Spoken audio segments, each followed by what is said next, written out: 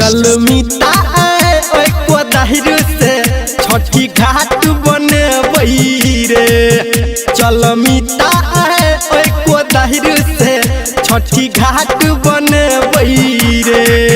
चल बुधना पोखर में आई मंगला पोखर में, बुधना पोखर में आई मंगला पोखर में वो बाट बने रे।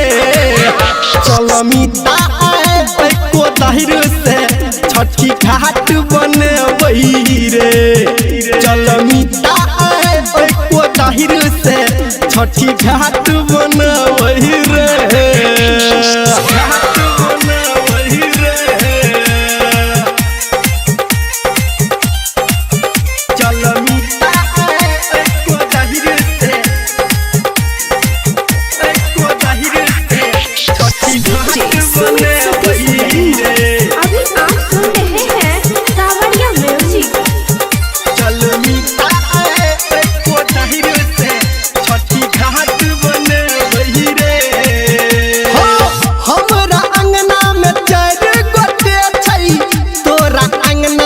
पाँच रे मिता तोरा अंगना में पाँच रे।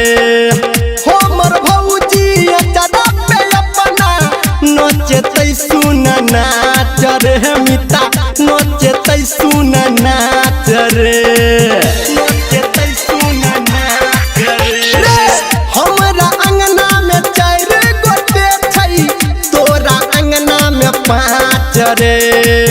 हमर भौजी रे।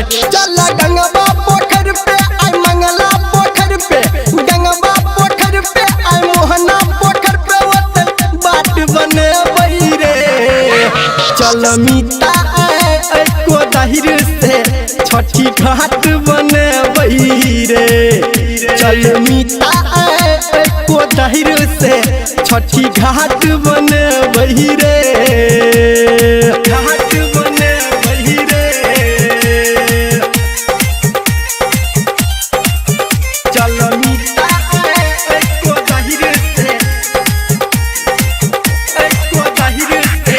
छठी घाट बने रे।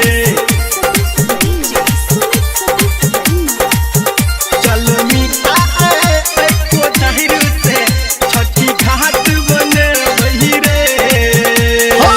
सबसे लोटे 10-20 चंदा घाट पे डीजे बजे रे मिता, घाट पे डीजे बजे रे।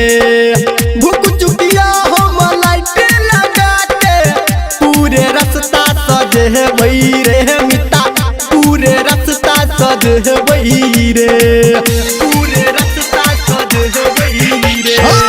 सबसे लोटे 10-20 चंदा घाट पे डीजे बजे रे।